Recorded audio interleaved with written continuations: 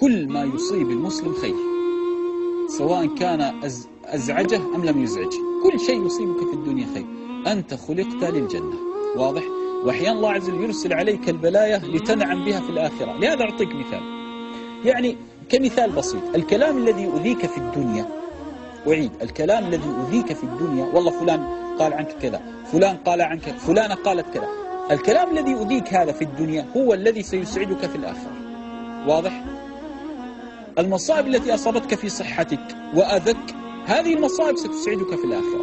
لهذا الذي ينظر لآخرته لا يكترث في حياته في الدنيا، واضح؟ الذي ينظر لآخرته لا يكترث في حياته مهما أصابه. وأنت تريد أن تعيش ملكا؟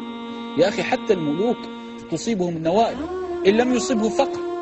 أنا أتكلم عن ملوك الأرض، أصابه مصيبة الموت، مصيبة المرض، مصيبة الهم، مصيبة الحزن، ما أحد يسلم في الدنيا. أعطني رجل سلم من الدنيا. الدنيا جاءت لك عدو، والشيطان عدو، ونفسك عدو.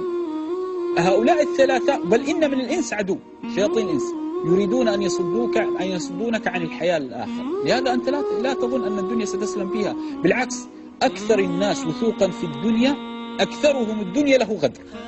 أكثر الناس وثوقا في الدنيا وثقة في الدنيا أكثرهم الدنيا له غدر، واضح؟ لهذا لا، الدنيا لا تغدر إلا من اطمأن بها.